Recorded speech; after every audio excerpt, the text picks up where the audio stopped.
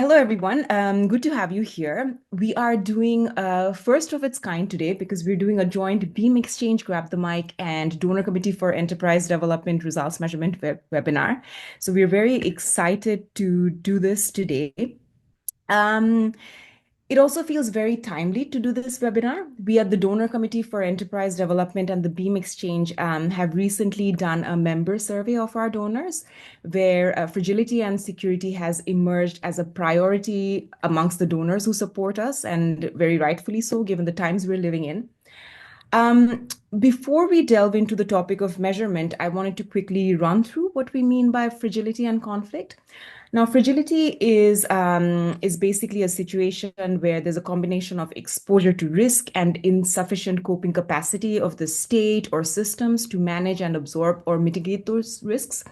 When we talk about conflict, we're speaking about countries or regions where there is either a high risk of violent conflict breaking in, or they're in the middle of violent conflict, or they have recently emerged from it, including the countries which can be classed as post-conflict. Now, going to this topic of measurement, I just wanted to first maybe take a quick poll to get a sense of our audience to see how many of you might have done monitoring, evaluation, and learning in a conflict-affected setting or even worked in this. Isabel, can I please ask you to launch the poll?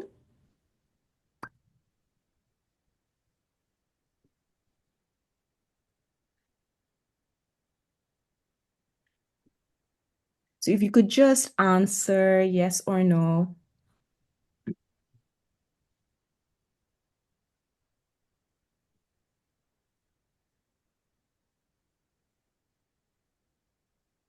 Okay, we have almost a half, well, more people who have worked in this.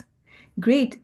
So you already have some experience in working here. So we have 60% of the audience who've had firsthand experience in doing monitoring, evaluation, and learning in fragile and conflict-affected environments. So great. We also look forward to hearing a bit about your experience when we have the Q&A session.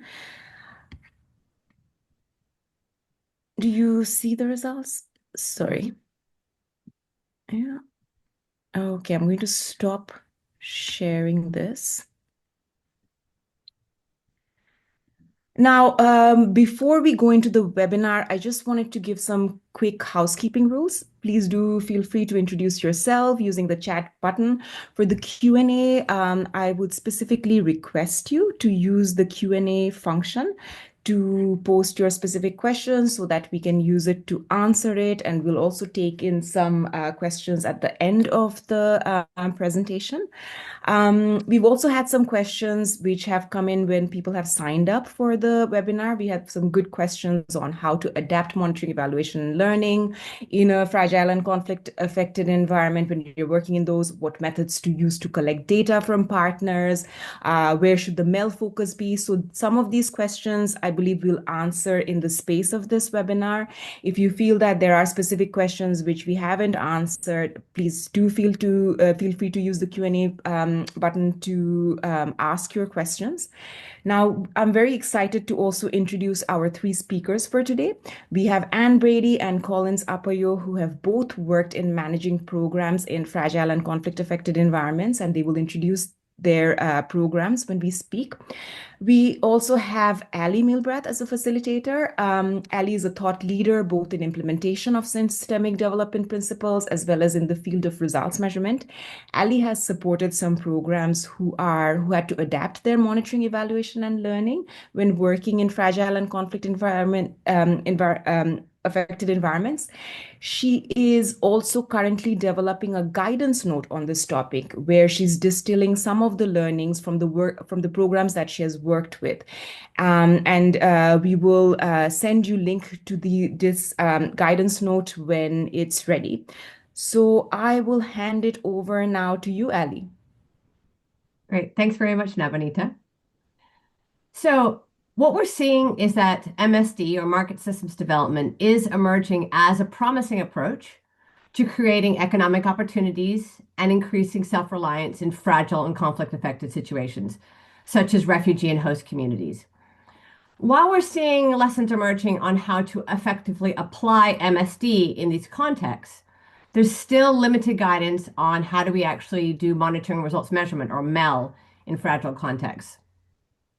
One of the questions submitted before this webinar was how can we develop a practical and adaptable monitoring, evaluation, and learning system to ensure these programs are effective and sustainable? What should we focus on? How can the MSD approach, or how does the MSD approach differ from other implementation? So this is a great question. It's exactly what we're going to focus on today. How do we actually do practical and useful MEL for MSD programs in these fragile contexts? So today I'm going to share a few lessons from the paper that Nabanita mentioned, and Alan and Collins will be sharing their lessons and examples from their experiences in the programs they've managed. But before we get to the lessons, Anne and Collins are going to tell you a little bit about the programs that they managed in the fragile context. So we'll start out with Anne Brady, the SHARPE Senior Director at DAI. Thanks, Ali, and good morning or good evening, everyone. So SHARP, standing for Strengthening Host and Refugee Populations in Ethiopia, was an MSc programme working in a protracted displacement context. The programme was funded by the FCDO from September 2019, and we just closed a few months ago. It was implemented by DAI and our technical consortium partner, Opportunities Unlimited. The programme focused on three areas in Gambela, which is on the South Sudan border, an area where there's 7 refugee camps, and it's an area really prone to conflict, meaning access was challenging throughout the duration of the programme, and we had to navigate this very carefully in all the interventions. We also worked in Dolo Ado in the Somali region and Jijiga. Dolo Ado is right on the border of Ethiopia, Somalia, and Kenya, quite a distant location for most people in Ethiopia, and you could only access it through a UN humanitarian plane. Jijiga, slightly more accessible, but again, the refugee camps, 3 refugee camps were quite far out of the main city and again, close to the Somalia border. We worked in 3 main sectors, agribusinesses, so that really meant working with agrovets, poultry, feed, goats, market systems. Also in financial inclusion, where we worked on the expansion of mobile money services to refugee hosting areas, and then in renewable energy, when we were working commercial sales home solar kits and energy kiosks. SHARP was designed as a learning programme. We're one of the first that applies MSD in a refugee hosting context. We really wanted to see if it was possible to develop markets in ways which refugees would be able to benefit and whether they could be linked to wider market systems and value chains. These were really thin markets, and in many cases we had to build a lot from scratch. It required a lot of hands-on facilitation, and we had to really engage closely with our partners to understand what was happening. And I'll come on a bit more to that when we get to examples. SHARP generated a huge amount of learning, and I think someone will share in the chat, but there's a lot of resources on our Beam page if you're interested, and we're always happy to chat more about it. But I'll stop there. Thanks, Alec. Thanks, Anne. And now we're going to hear from Collins Apuoyo, the Chief of Party of the IAM program. Thank you very much, Ali, and good evening, good morning, everyone. My name is Collins Apuoyo. I am currently the Chief of Party for IAM activity in Uganda, but that comes to an end by the end of day today. Prior to joining IAM, I was the team leader for an FCDO-funded activity in northern Uganda that also worked or piloted the first MSD approach in the refugee hosting districts of northern Uganda. IAM was initially a 5-year activity, but we got 1 additional year. It was supposed to end in November this year, but Trump happened and we have to close it down by end of day today. It's focused on 4 main regions. There is what we call Karamoja region. Then there are 3 refugee hosting districts. These areas are unique, first of all, because they are really far-flung and remote, limited infrastructure and social development or investments in those areas. Some of them are very prone to insecurity, but also the heavy investment by humanitarian agencies makes it very difficult to actually apply the market systems approach. The activity focused on 5 main aspects. First of all, scoping and finding opportunities that would include especially the very marginalized groups, the refugees and marginalized tribes of those regions. Then we were asked to incentivize the private sector to actually test and scale business models in those districts. We were also asked to help improve the enabling environment for agricultural investments in those districts. Then we had also a major role. We were requested to influence other actors, government and NGOs, to apply MSD. Then there was a very big component that focused on just learning and sharing of lessons of what emerged from the work in those regions. Thank you. Thanks, Collins. So MEL is important in all MSD programs, as we know. But what we found is that it's even more important in MSD in fragile contexts compared to stronger markets for 3 reasons. First of all, context changes frequently and rapidly in these contexts.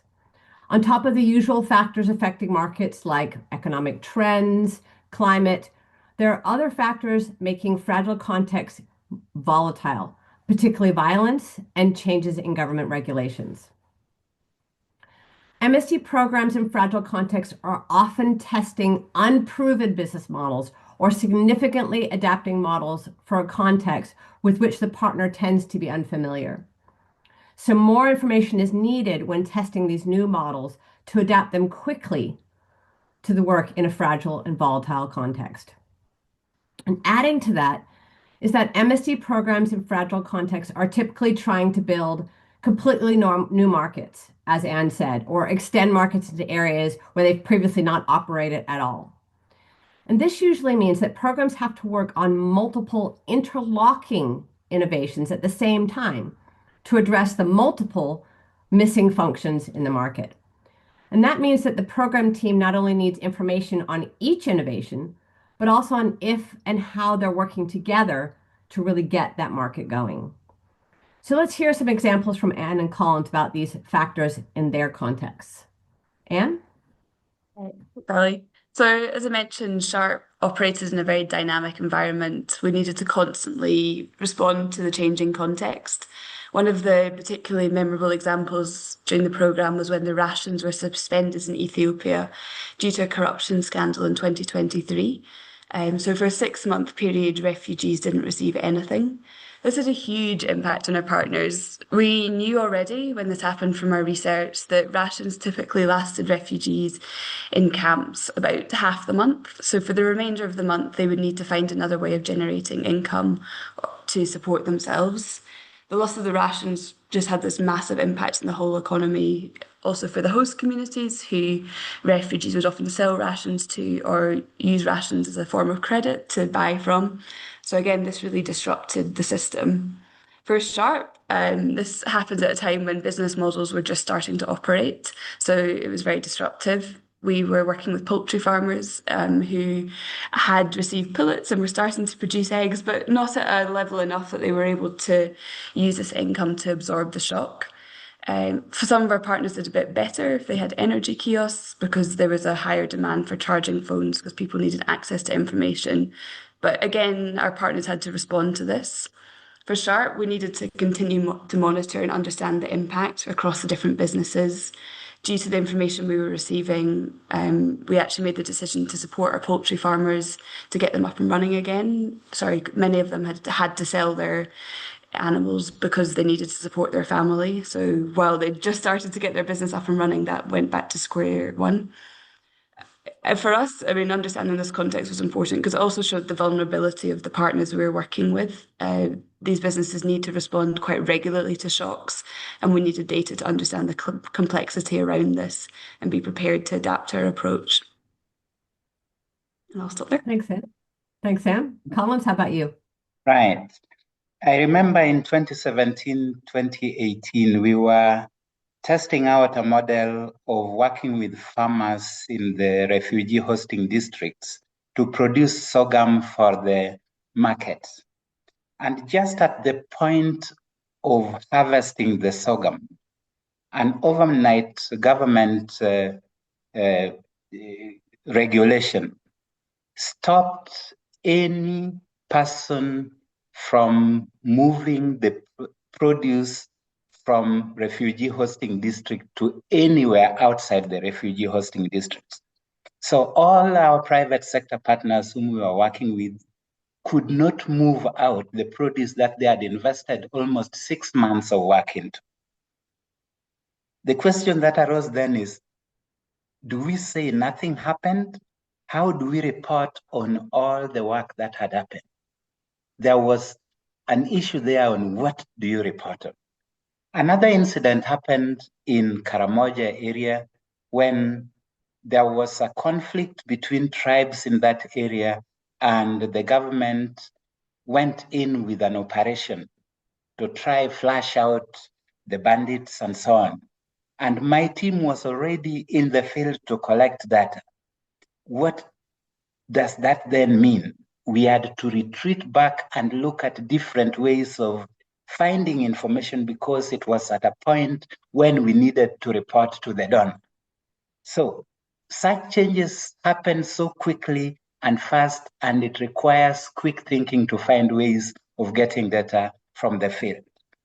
On the second issue of business models that are unproven, I recall instances where we went in to do sale of agricultural inputs in a refugee hosting district, and nobody had tried to sell inputs in there. All the inputs that had been taken in there were given by humanitarian agencies. So how do you know even whether there is demand that is backed with the ability to buy?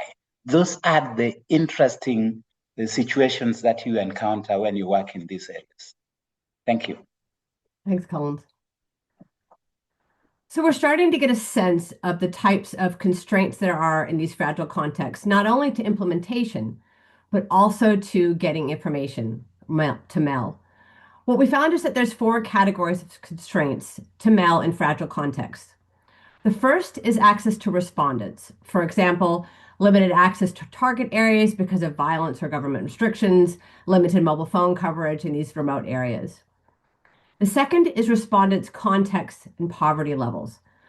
Many of the people in these contexts have experienced trauma. Many of them are still experiencing trauma, and they, of course, have very low resilience, as Anne was saying.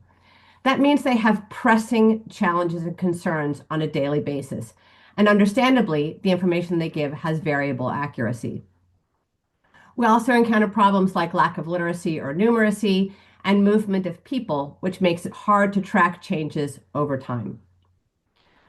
There's also an issue around the nature of MSD programs in fragile contexts. What we're seeing is that when building or extending markets into fragile contexts, MSD programs often have to partner with a large portfolio of businesses, from informal microenterprises through SMEs and large businesses.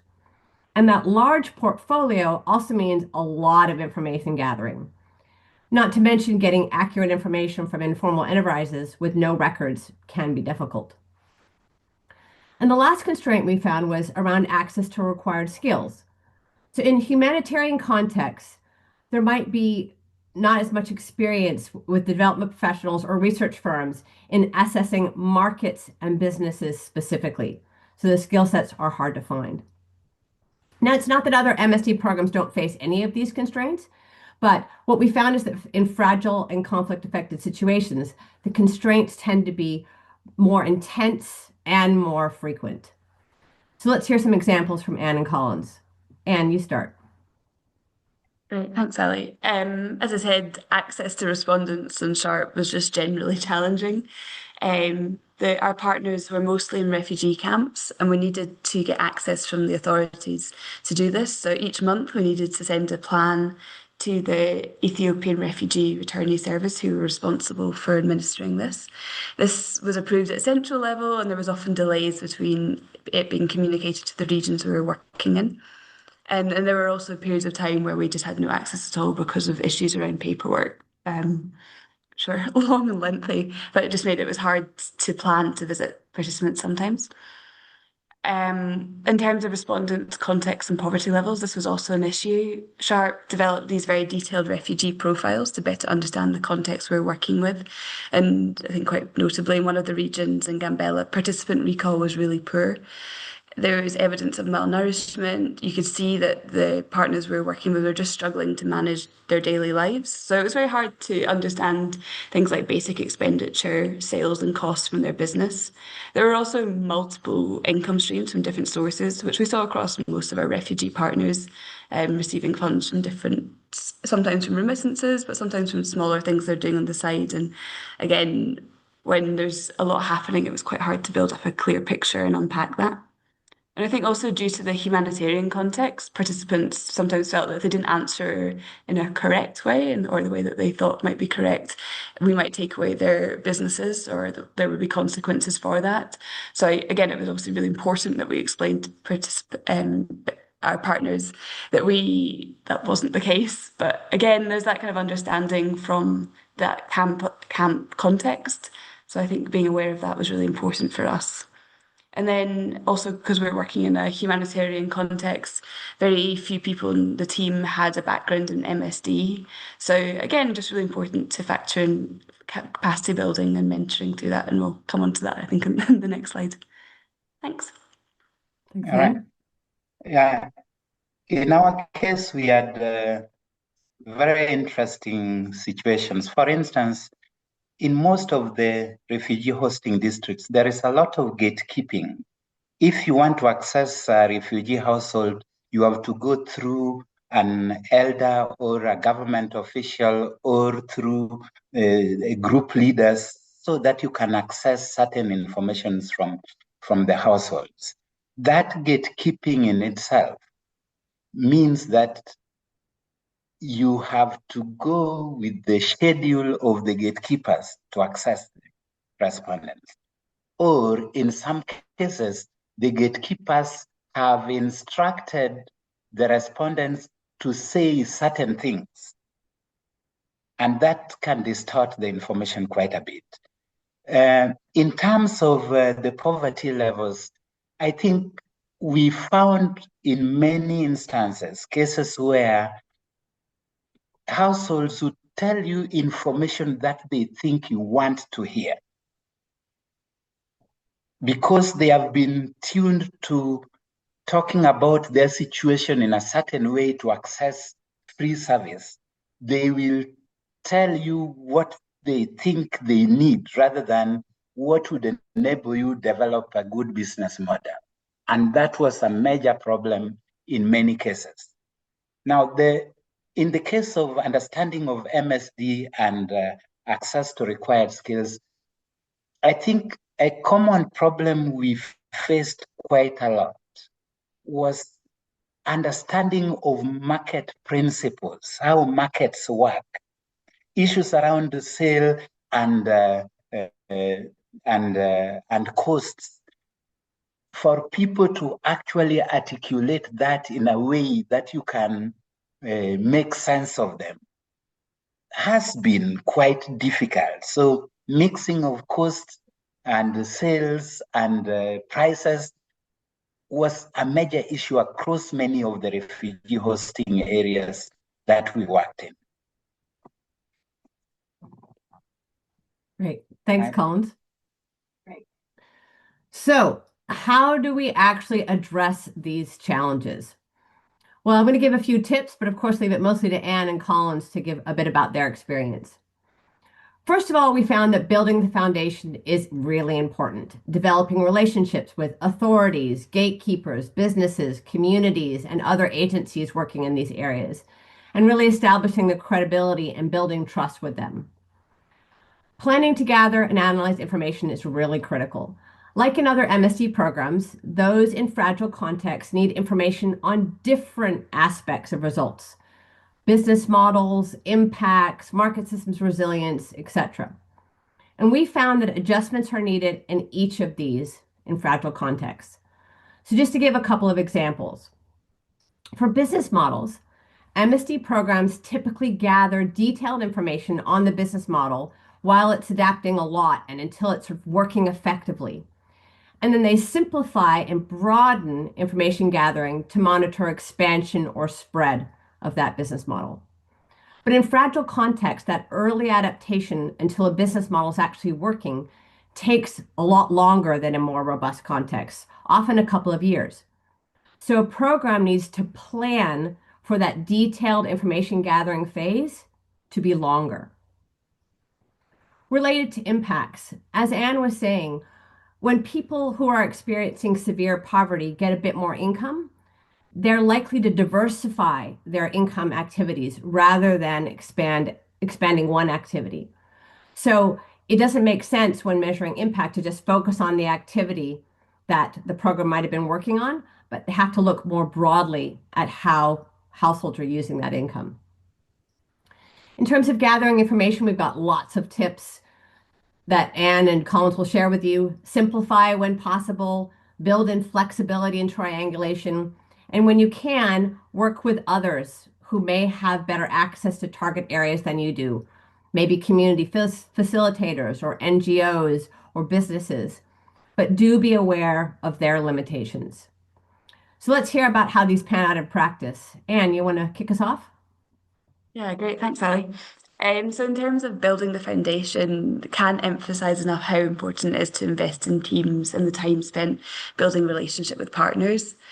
The way SHARPE was structured, we had a central team in Addis, but we had three regional teams, and in each of these teams there was a MEL officer who came from that region, which also helped. So they visited the partners very regularly and understood the challenges. And it was real testament to them around how they went around building the relationships. They spent time getting to know family members, understanding who was around, what were the problems they were facing, what support they needed.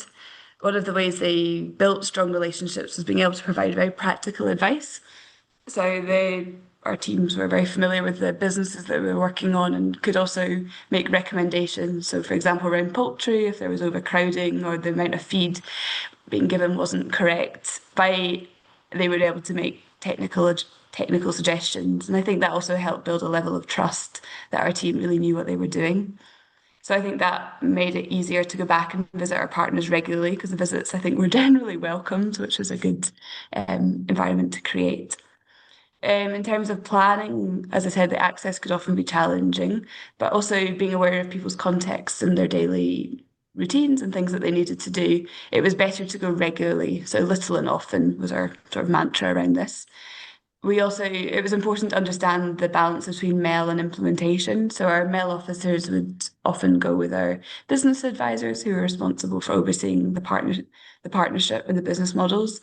So they just worked hand in hand. It was a good team. Again, particularly when access was restricted, by going in and having a visit that covered both, I think was important. I think where you can factor that in. And then also having team members that can pick up MEL, even if it isn't their normal responsibility, also was good when your access was restricted and you had to make the most of every visit you could make.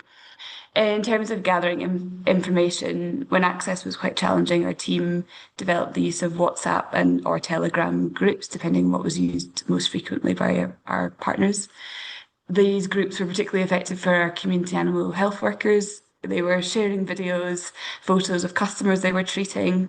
They were asking other community animal health workers for advice on trying to understand the availability of drugs in the region, what the costs might be. And our team was part of these WhatsApp groups, so they had a real sense of how the business models were progressing and what the challenges were, even without being able to visit partners in person. And I'll stop there because we'll come on to managing separately. Thanks, Ali. Okay, thanks. Collins? Yes, for us, I think the starting point was really to understand very well what the donor wanted, what the client really wanted in terms of Mel, what information was required and how regularly it was required. So understanding that well and having a conversation about what is possible and what is not possible is really, really important. I want to mention here that there is a difference between what USAID would want and what FCDO would want in terms of the mail data from the field. So getting to understand your donor and negotiating what is possible because of the context is really key in building a good starting point for any mail activity. The second thing is about the team. To me, a key skill that is required in the team is ability to understand the context and understand how they can find missing information when they find there is a gap. Ability to think beyond just the normal, ability to go beyond looking at what is obvious and how they can innovate around getting certain data, because a lot of gaps are likely to arise. Another important thing is knowing who is on the ground that you can piggyback on. So a good understanding of the region and those who are already working there, who are likely to be working with the same households that you are going to work with. Knowing that is really, really important. Then lastly, for us, I think a very robust baseline helped us to get the foundation right. In terms of planning, for me, the tools used for gathering data need to be thought through at the planning stage, because if you wait too long, then they might not be applicable. They need to be simplified and they need to talk to the person who is likely to collect the data on behalf of the organization. For gathering of data, we knew that sometimes it was difficult to reach the respondents when data was required. So we used a lot of our private sector partners to collect data for us. We also had teams on the ground. We call them our roving data collectors, who are based within the resilient zones and would collect data on our behalf. But something that we found really, really important, especially in getting stories about systemic change, are getting to know people who have lived in these areas over a long period of time and have what we call institutional memory of the region.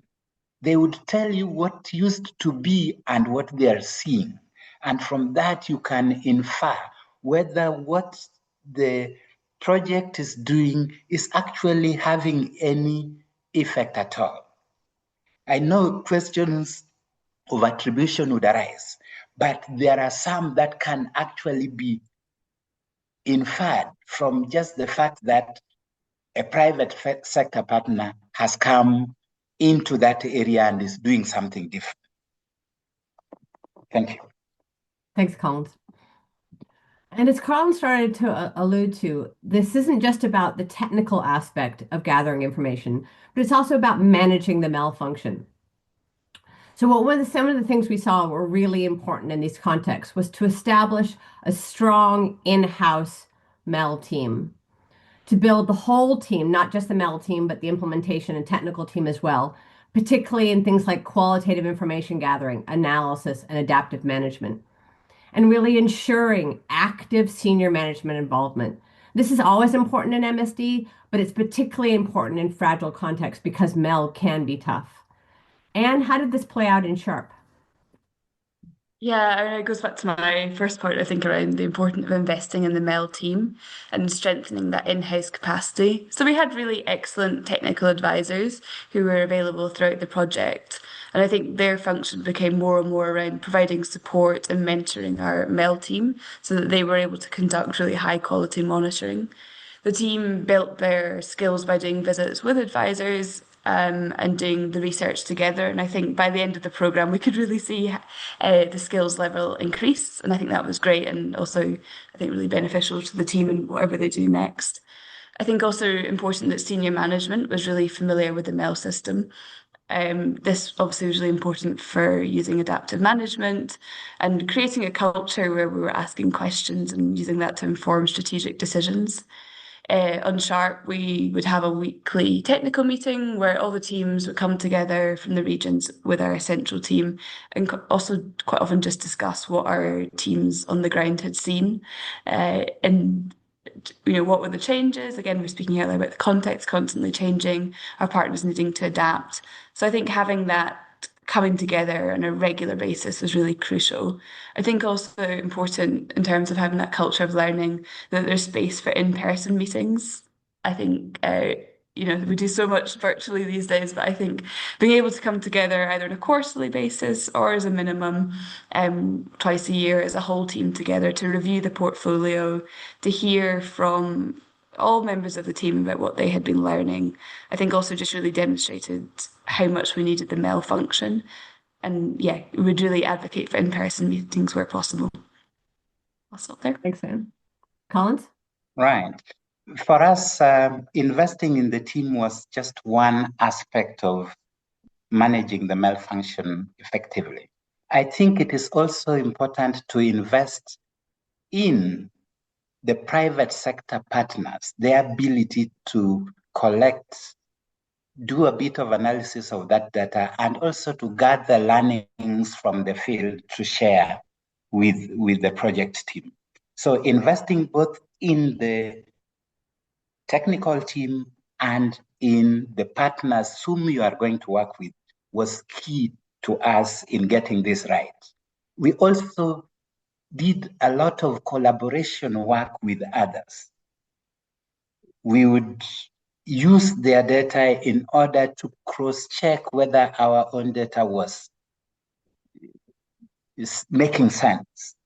And that helped us to be able to be sure that we are not dealing with the data that are outliers. We also had what we called regular quarterly meetings with our private sector partners, where we would look at the data and say, does this really make sense?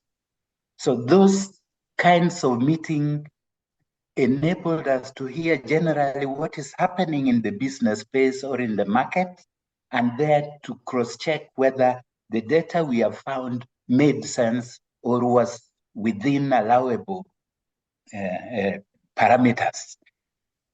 Something else that we found really helpful is to pick information from those who are based in the resilient zones, or what you'd call the fragile contexts.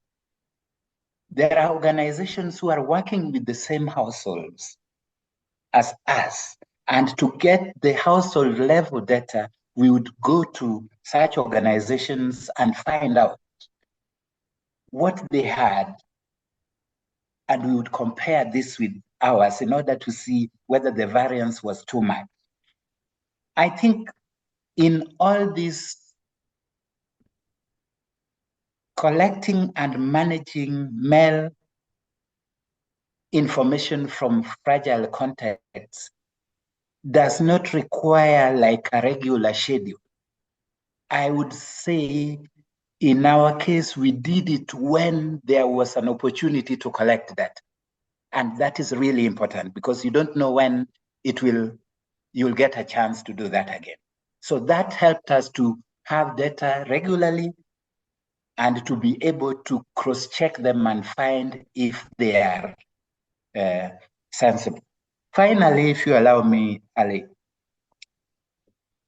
I think that Another malfunction that we sometimes ignore, but to me very important, is the ability to keep the client, the donor, constantly aware of what is happening. Ability to share with them the data and be open about gaps and being able to tell them that actually you might want us to put this in your system like DIS, but we are not likely to get it because of good reason. That regular dialogue is critical to a successful conversation and relationship in delivering an effective activity. Thank you. Thanks, Collins. Amazing nuggets in there. So we are learning lessons about how to implement and manage MEL effectively in these contexts. And I just want to summarize my top 4 lessons that I've learned from listening to these two and learning from other programs as well. The first is that more resources are needed for gathering information. So we need to plan for that and plan for strong in-house skills for gathering, analyzing, using information, which includes capacity building. The second is that because the context is volatile and accurate information is harder to get, programs must gather information more frequently than they might otherwise, as Anne was saying, and have flexibility and a range of resources to triangulate and fill gaps, as Collins was saying. Problems are going to arise in information gathering for sure. So identifying likely constraints early and developing workarounds like ways to reach people remotely can really help when those problems come up. And lastly, teamwork and curiosity. It's important in every MSD program, but like MEL in general, it can be even more important in fragile contexts. What I've seen from working with these programs is that it takes real persistence to get and use information in fragile contexts, and teamwork and curiosity can fuel that patience. So, to close, how can we, the MSD field, build our capacity to do MEL better in fragile contexts? The first is to share more examples. I found that many of the people I talked to felt like they had to figure out things from scratch. So we can share more examples about how to monitor new business models, how to develop simple data sheets, remote ways to get information in fragile contexts, etc. And also increase the exchange among MSD MEL practitioners and managers working in fragile contexts so they can learn from each other. We also found that the DCED standard for results measurement is as useful for programs in fragile contexts as it is for other MSD programs. But it's really important to think through how to practically apply the control points in the client's compliance criteria. So for example, it's important in any program to develop an intervention results measurement plan, but it might make sense in a fragile context to delay the development of the upper parts of the measurement plan a bit longer than we would otherwise, while the partner is still working on the adaptation of their business model. And the last is a point that Collins talked about. We find that humanitarian agencies are often better at sharing information on a context than development agencies. So there might be mileage in developing information sharing platforms or working about better ways to increase the availability of economic and market information. To summarize, there are lessons available on MEL for MSD in fragile contexts, but there is also more that needs to be done. As Nabanita said, donors are focusing more on fragile contexts, and we also see the need increasing. So let's really invest to ensure that our MEL is supporting programs in these contexts to increase beneficial, sustainable, and resilient results. And with that, I'll hand it back to Nabanita. Thank you so much, Ali, for highlighting these key things to keep in mind when doing MEL in fragile and conflict-affected environments. That was very insightful. And thank you, special thanks to Anne and Collins for giving these very specific examples of the kinds of adaptations that you needed to make in order to gather good quality data. So I wanted to open the floor now to take in a few questions, and I see that Dan has posted 2 questions, but maybe before going to this, I wanted to go back to some of the questions that were presented when people signed up. Specifically, we had a few very specific questions, so I wanted to throw some of those to our speakers today.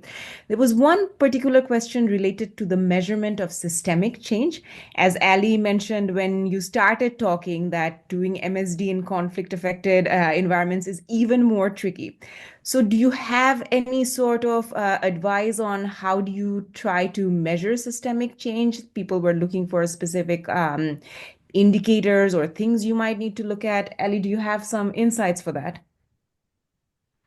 I think it's not that different in theory from in more robust contexts. We need to follow our interventions from the bottom up to see what's happening, but then also how those new business models, new private sector partners working in areas are influencing the broader environment. And as Colin said, we have to understand that overall context and how it's changing and piece those together. But of course, the challenges are in the specifics, and I think both Anne and Collins have actual experience on the ground on how to do this. Anne? Yeah, and I'll just make a few points because I know Collins has a lot of thoughts on this. But in terms of SHARPE, one of our indicators from the FCDO was measuring whether we'd achieved the number of market systems that were resilient. So yes, we created a framework which was adapted from the USAID framework that's used. But the indicators that we had, and we collected evidence over a number of years, anecdotal, quantitative and qualitative, depending on what was most relevant. Some of the indicators were around learning to understand whether the system was orientated towards this and whether there was the right data available. Around innovation, around new business models and linkages, so whether the system was able to facilitate that. The scale, so the size, diversity and availability of businesses, and inclusion. So on SHARPE, obviously particularly important because we were interested in the inclusion of refugees. So yeah, I think we were just continually aware that we needed to demonstrate this to collected evidence throughout. But let me pass to Collins. It's a lot to think. He's a lot about this. Thank you. Thank you, Anne.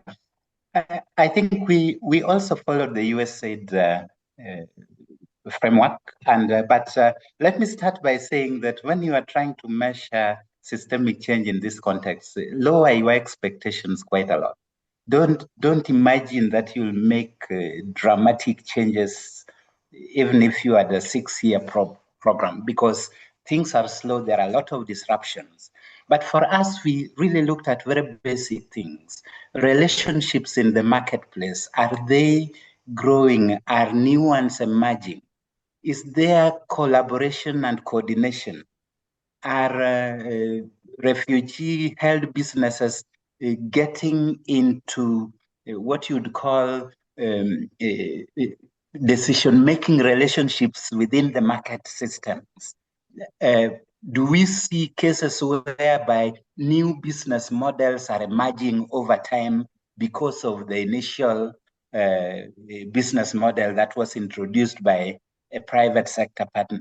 These are the bits we tracked over time, and we measured that at the end of every year, and we could see that the indices for these were getting better and better every time. So yes, there are frameworks for measuring systemic change, but for us, the real big deal were the stories that people who have lived in those areas told us.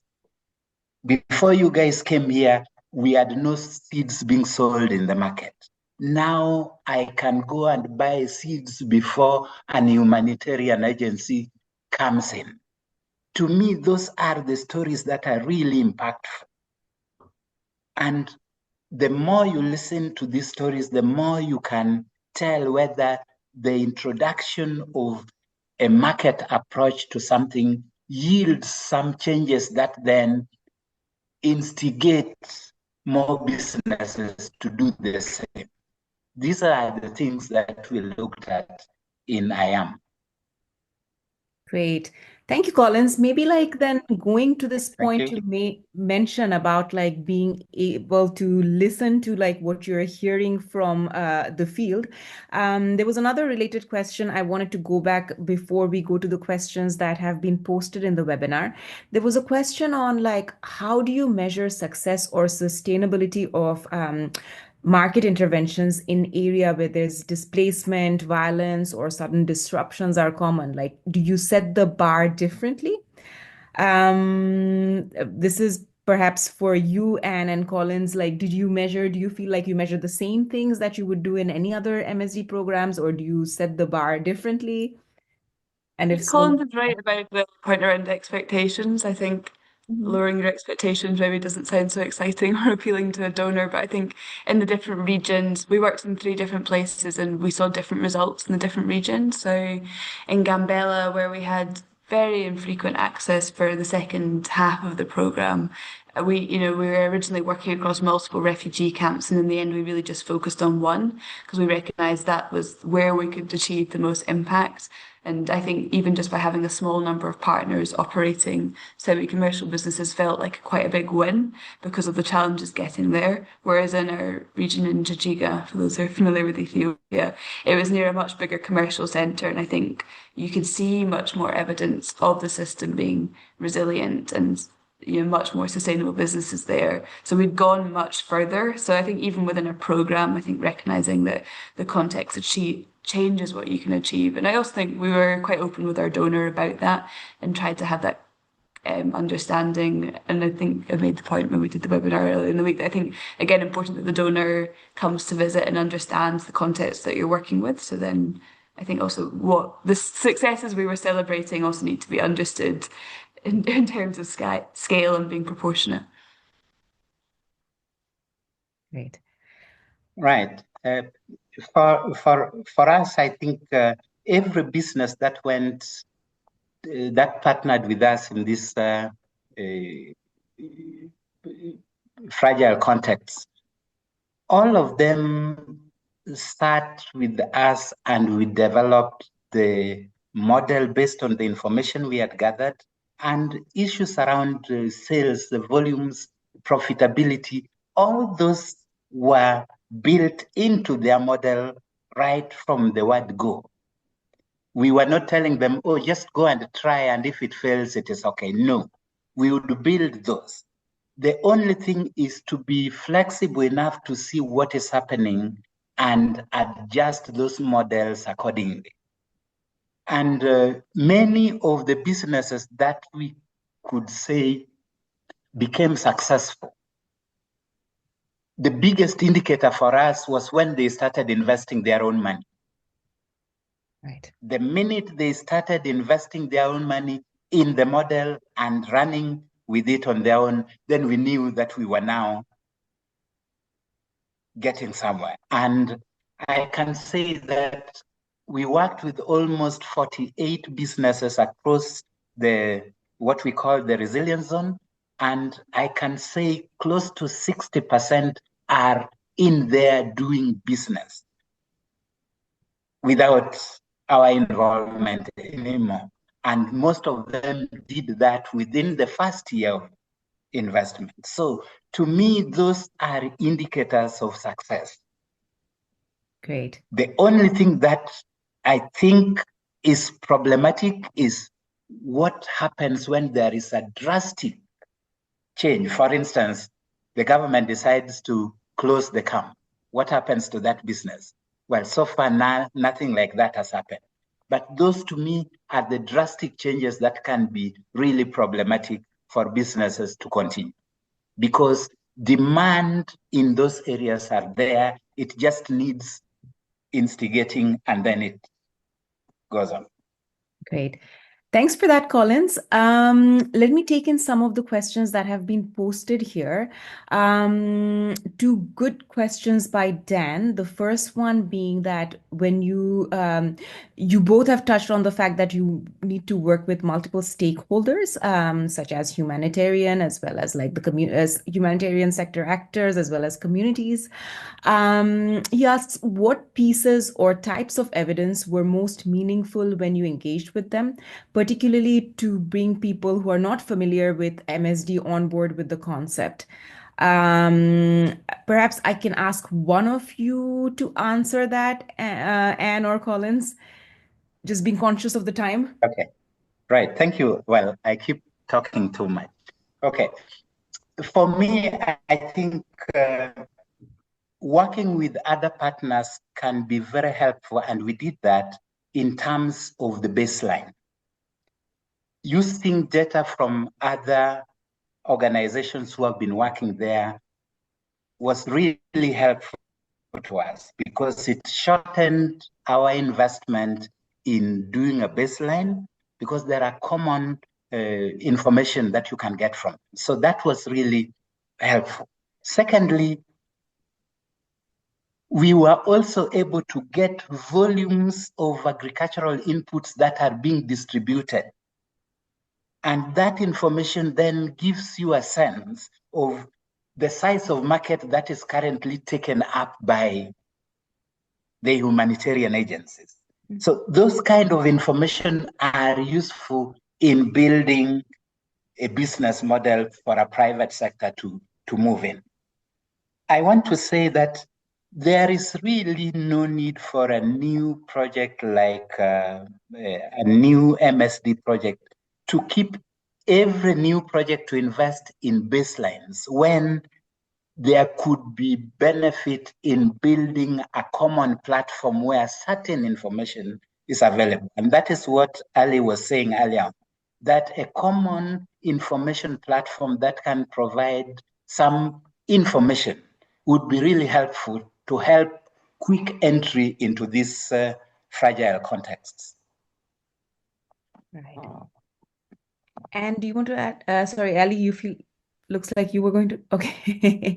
And did you want to add anything to that? Good. Then maybe let's take in a few, maybe two more questions. There's a question on what mechanisms do you put in place to ensure sustainability? I guess that's more implementation related, but that allows you for continued monitoring and assessment of long-term impacts. I think that is actually a more donor-related question, which I think USAID, I believe, was the only donor at well, when they were existing, they were actually doing that with their exposed evaluations.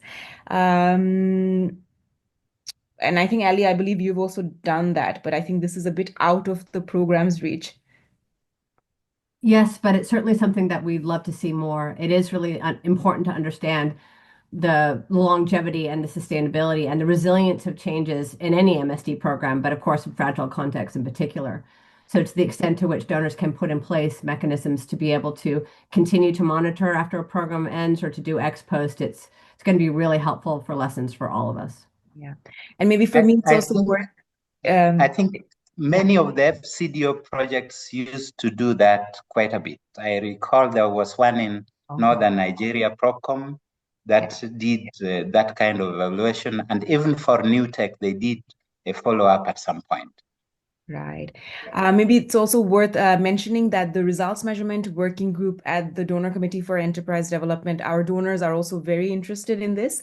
So we are right now, we have commissioned a longer term assignment on this, where the first phase of the assignment has started, where we'll try to identify a few systems where more than one or more donors have been active to create systemic change so that we can perhaps do a longitudinal study related to that.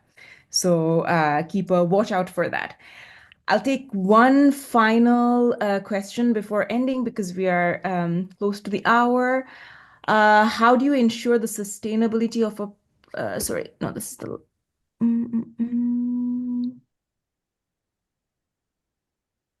Yeah, there's a question related to how do you ensure the sustainability of a project after its completion, particularly in terms of transferring ownership to private stakeholders? And how are the indicators designed to allow for continued tracking and measurement of long-term impacts? I guess this is a bit related also. And Collins, have you, especially because you work with businesses, are there specific business-related indicators where you've tried to engage more private sector participation with your partners?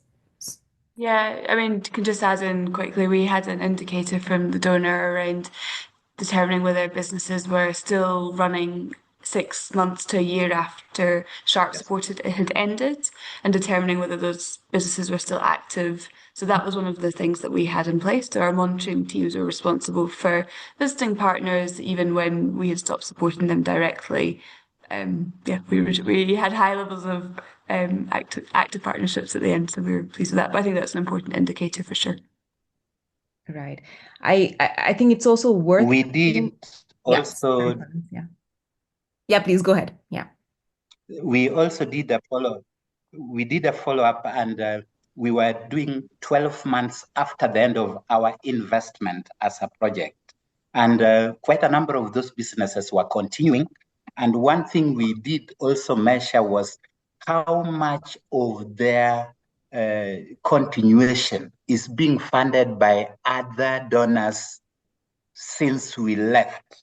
And quite a number had not got other donors. They were using their own money to continue running. And for us, that was a very exciting indicator. Right.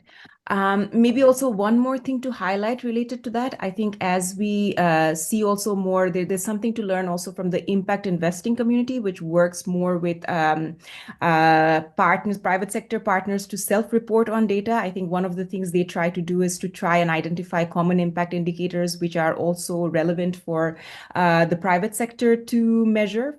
Things around sales, whether inclusiveness actually, when they're inclusive, do people actually continue to respond to those businesses or services that's introduced so that they continue measuring it for their business purposes rather than for just reporting on development impact. I believe now we are running 3 minutes over time, so I would like to close today.